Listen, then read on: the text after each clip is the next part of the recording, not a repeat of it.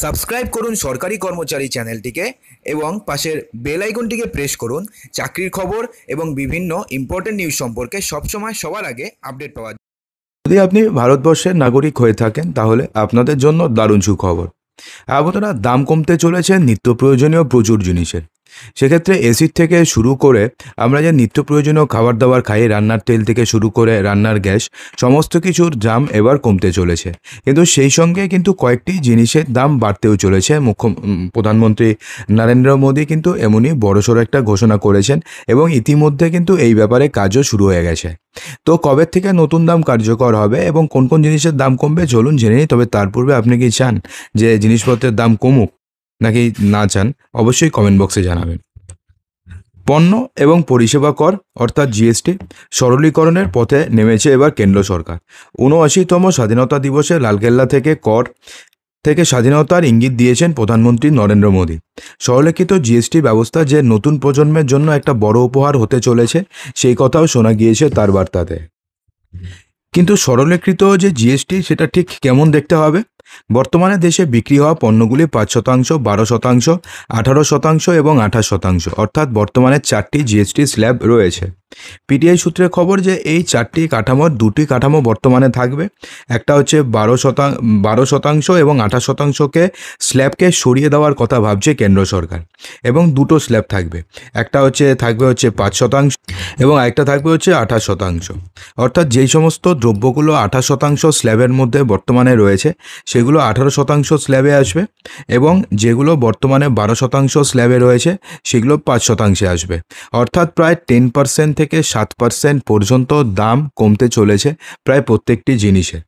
সেপ্টেম্বরে রয়েছে জিএসটি কাউন্সিলিংয়ের বৈঠক এবং সেই বৈঠকেই এই বিষয়ে চূড়ান্ত সিদ্ধান্ত নেওয়া হবে।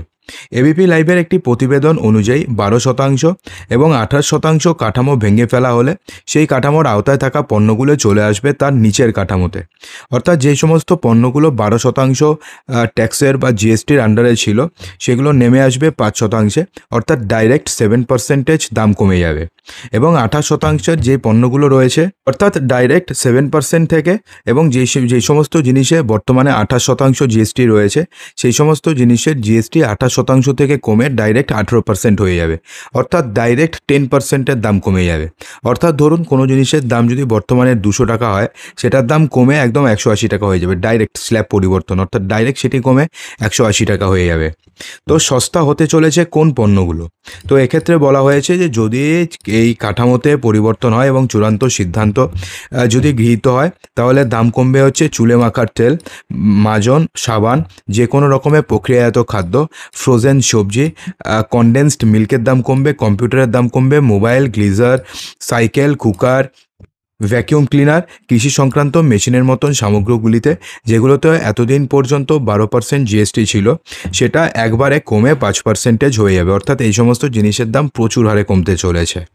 অন্যদিকে ২৮% আওতায় থাকা পণ্য যেমন রয়েছে AC, fridge, washing machine, TV, বাইকের মতন বহু পণ্যে যেগুলোতে বর্তমানে ২৮% জিএসটি রয়েছে। আপনারা একবার নেটে সার্চ করবেন যে 28% জিএসটি স্ল্যাব কোন কোন পণ্যগুলিতে রয়েছে সেগুলো দেখবেন। তো সেগুলোর মধ্যে প্রত্যেকটির দাম 10% করে কমে যাবে। এর ফলে কি হবে? অল্প হলেও সাশ্রয় হবে ক্রেতাদের। কিন্তু আপনাদের জানিয়ে দিই যে আরেকটা স্ল্যাব আসার কথা রয়েছে, সেটা 48%। তার মধ্যে কি থাকবে? তামাকজাত যে কোনো দ্রব্য থাকবে, বিড়ি, সিগারেট থেকে শুরু করে, তারপরে থাকবে খৈনি, তামাক জাতীয় যে কোনো দ্রব্য সেই সমস্ত কিছু থাকবে, এবং গুটখা এবং পান মশলা এগুলোকে 48% জিএসটি স্ল্যাবে নিয়ে আসার পরিকল্পনা হচ্ছে। অর্থাৎ এই সমস্ত জিনিসের দাম ব্যাপকভাবে বাড়তে চলেছে, এবং এছাড়া যেই সমস্ত নিত্য প্রয়োজনীয় জিনিস রয়েছে ওষুধ থেকে শুরু করে সমস্ত কিছু, প্রত্যেকটি দ্রব্যের দাম উল্লেখযোগ্যভাবে কমতে চলেছে আগামী কয়েকদিনের মধ্যে। তো বন্ধুরা, এই নিয়ে আপনাদের কি বক্তব্য রয়েছে কমেন্ট বক্সে জানাতে একদমই ভুলবেন না।